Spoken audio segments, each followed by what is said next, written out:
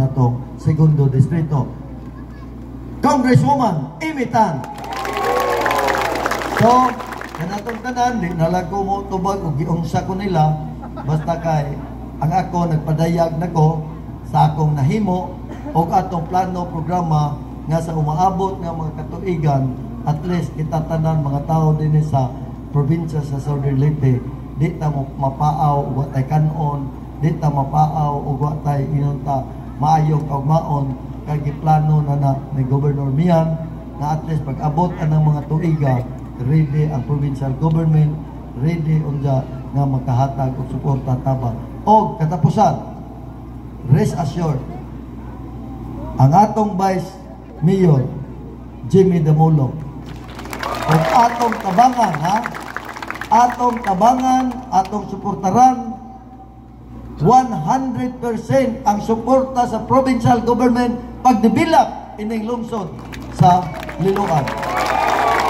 So, ubanan sa mga councilor, dili mo mag-uol kay unsay ihangyo niya ni Jimmy nako. Ako doon ang paningkamutan nga mahimo nako kay lagi. Ako ning endorse niya, di ko gusto maulawan ko sa pag-endorse nako sa akong kandidato. Ako doon ang paningkamutan nga unsay iyang ihangyo para sa kalambuan, ayuhan sa tong lungsod sa Liloan. Ako din ang himuon. So, ibutang na to Vice Mayor Jimmy Damolo. Ibang kayo ang 5 ka councilor. Tabangi, kahit sa inyong pagtabang, naa ang provincial government, naa si Governor Mian, o labaw sa tanan, naa ang atong bagong congresswoman, Amy Tan. Makaasa mo na kay amo doon ng trabahoon, makaasa mo na kay proven and tested si Governor Mian magtrabaho, na nakita performance, ang ato unyang congresswoman, nakita na ninyo, o giunsa niya ang sugod, ng sugod karon usana ka first class town. Salamat, ug may gabi Liloan. Mabuhay ang Liloan, mabuhay ang atong Vice Mayor Jimmy Damolo. Alright, maraming salamat sa aksyon. Solusyon Initiative Provincial Governor, Governor Damian Gaviola Mercado.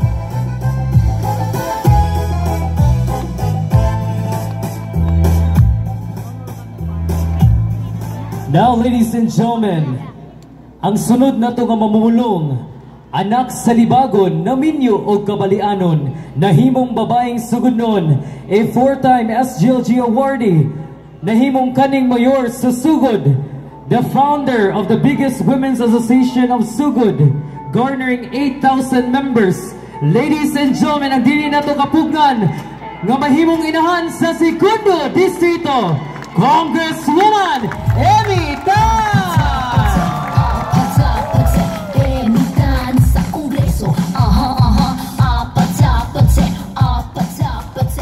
Mayong gabi na tanan.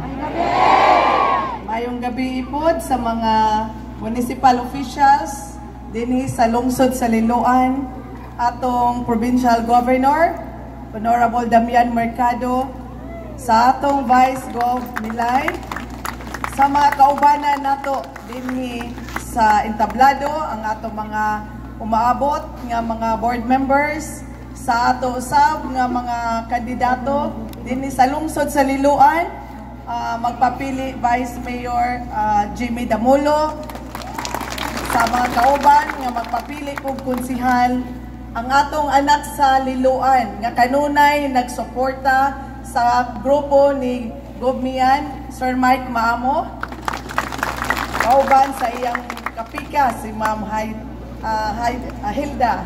O kanatong tanan ang balikon maayong gabi. Sa gipamulong ni Gobmian, buwan sa Enero, human sa filing sa October, nagsugod ko og libot-libot sa mga kalungsuran. Akong gisuroy ang 277 barangays ang probinsya, ang segundo distrito.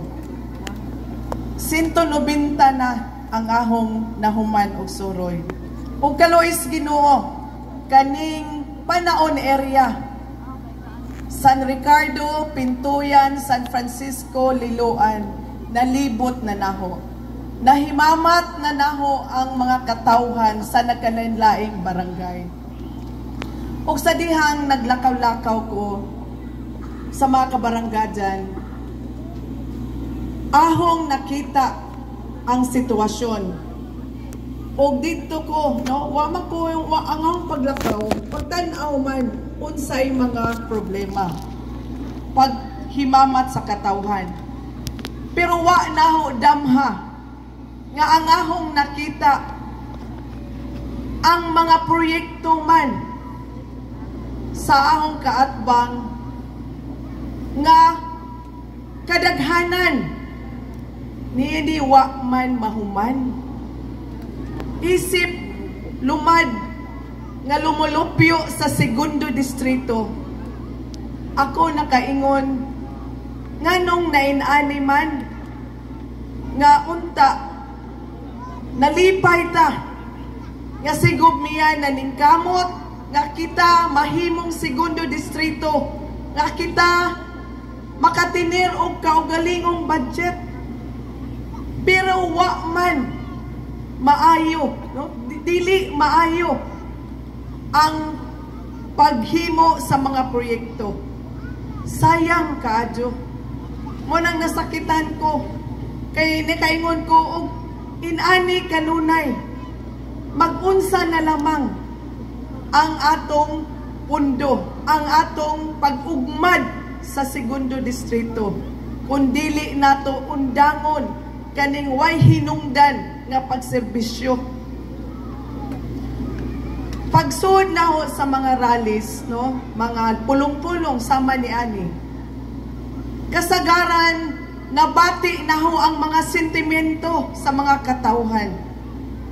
Sentimento nga nakaingon ko dili lang kay usa lang kalungsod, kundi sentimento halos tanan sa 12 kalungsod sa segundo distrito.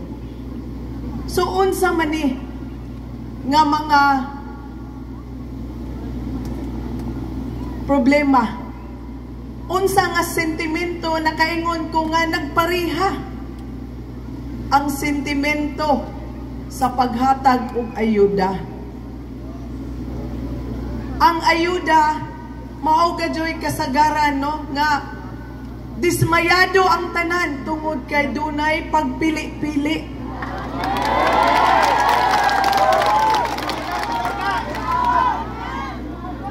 Kanang inyong gibati karon, kanang inyong pagkadismaya, dili lang kay kamura.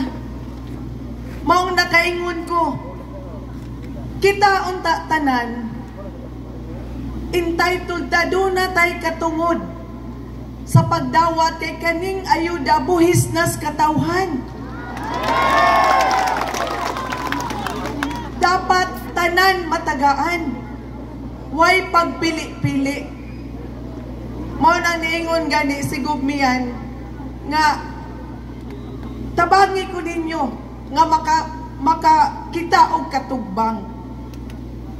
So sa dihang nagdesisyon ang grupo nga si Emitan mahimong kaatbang, no, dili lamang sa kampanya, dili kaatbang kundi dili kauban. Kauban dili lamang sa inani nga pagpangampanya kundi kauban sa pagtrabaho. Tungod kay nakita nato karon unsay nahitabo sa segundo distrito. Unsay mga problema. Sama din sa inyong lungsod sa Liloan. Nakalibot ko dinha, nalabyan na sa Ilag, Barangay Ilag. Unsa may nahitabo kanang proyekto karon. Pila naman na katuig kanang tulay dinha nga gani ang mga balay gipapahawa na, pero ang proyekto wa mahuman, wa gitrabaho. Nakasuod ko diha sa Barangay Gintoylan. Unsa may nahitabo, unsa may nakit-an na ho sa Gintoylan. Proyekto, multi-purpose building. kantidad og 4.9 million. Ganina nalabyan na pud namo ni Gov. Unsa may nahitabo gibiyaan. Wa humana pero wa na espiritu kay gikobra na ang maong pundo. Sa akong giingon, 12 ka lungsod ang segundo distrito. Og sa 12 ka lungsod, tanan lungsod dunay mga proyekto nga wa gipanghuman. Mao nang sakit sa buot isip ako taga segundo distrito. Nakaingon ko sobra na. Hinaot nga dili malain ang akong kaatbang kay ngano dili ni pagdaot. Dili ni pagdaot. Ako ning sulti ko tungod kay nakita na ho ang tinuod nga sitwasyon. Og ako nakaingon atong undangon ang kaning negosyong tinuray. No? Sobra na ang negosyo. Dili naman ni serbisyong tinuray. Di ba na? Di ba na sakto?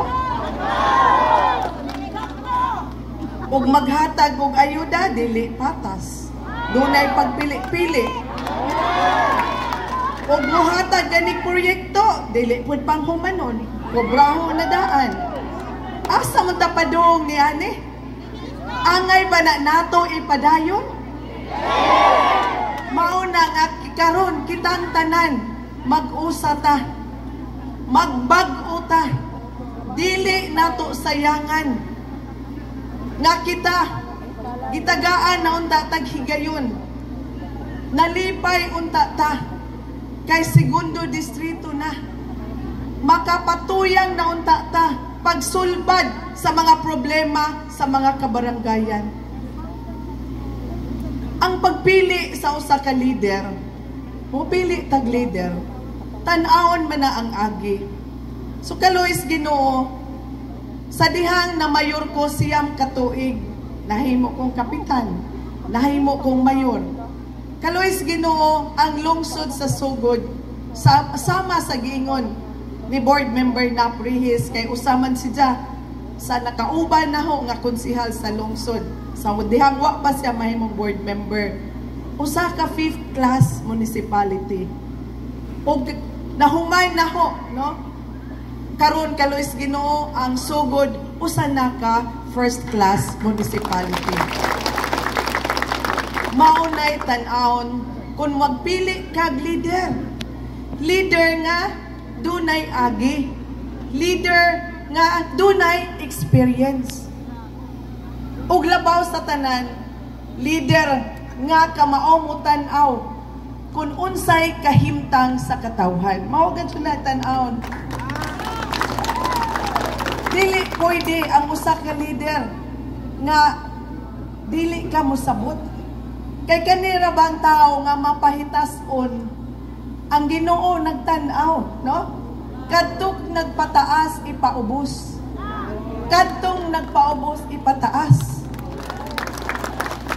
Mao na nga kaybaw ko, no, sa mga sentimento sa mga katawhan. So manghinaot ko nga ubanan ninyo ang grupo. Ang atong Vice Mayor si Jimmy Damulo,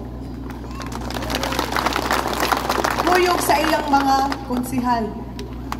Mao ni modala sa tingog sa liluan ngadto sa atong gobernador.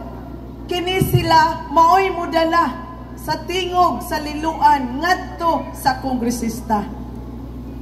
Mao na nga ayon ninyo si Piata. Kay kundi nato ubanan si Jimmy, kinsa pa may mubarog dinhi sa lungsod sa liluan. Wag na. Mo nang mag-usa ta. Usahon nato mo barog ta. Ato nang ipakita nga kita tagaliluan. Nangita tagkabag-uhan. Atong ipakita nga naay tao nga mosakripisyo para nato. Isip kongresista, usa sa mga trabaho ni ani ang pagpanday balaod. gawas niya na paghatag og mga proyekto. Ang kongresista, ang iyang mga programa ihaong sa programa sa gobernador. Atong i-align kay nakasabot man ta nga ang gobernador maumay dangpanan sa atong mga kapitan, sa atong mayor na mga mayors adto tanan isaysay ug unsay mga priority programs.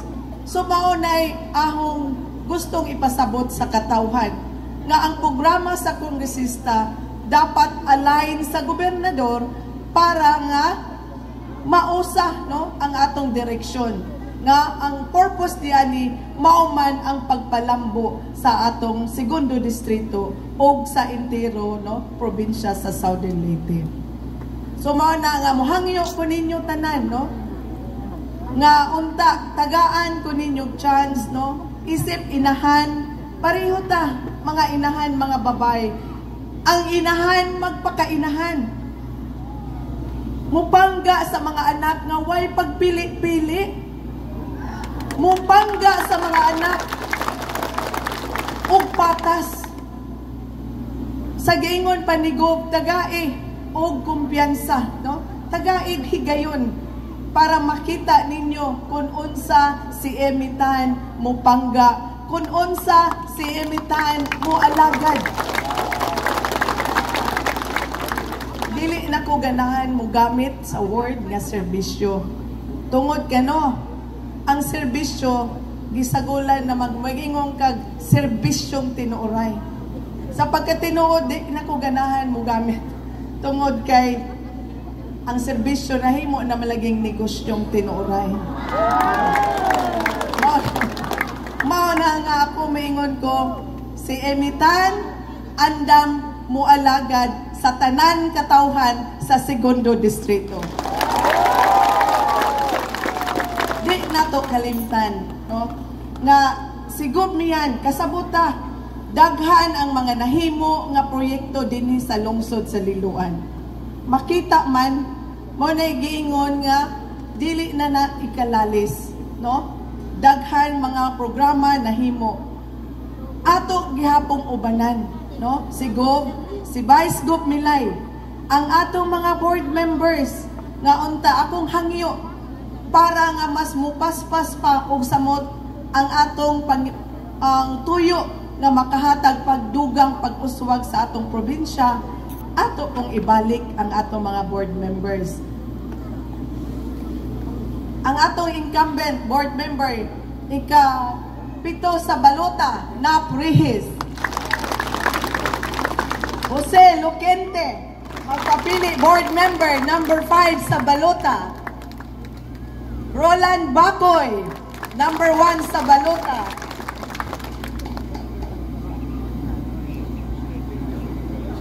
Jason Calva, number 2 sa balota. O ang ahong amaon, taga San Juan, Virgilio Mortera, number 6 sa balota. Kunya, sa ahong gingon, dili pod nato pwede, nga dili kuyugan ang atong Vice Mayor, Kay mauni mo tugbang, mauni mo uban, mo alalay sa atong Vice Mayor. Ang atong 5 nga magpapili pagka SB members dinhi sa lungsod sa Liloan. Ato ba ni silang ubanan? So magpapili pagka-konsihal, number 1 sa balota, Yanyan Bakiro. Number 8 sa balota, Jocelyn Histano. Number 12 sa balota, Gabriel Maamo. Number 13, Emilio Nabasa. O number 14, Crisante Ochavo. Idol! Idol! May manalang ko, dagang salamat, mayong gabihin atong tanan. Dagang salamat sa itong maabot na inahan sa segundo distrito, Congresswoman Emy Tan.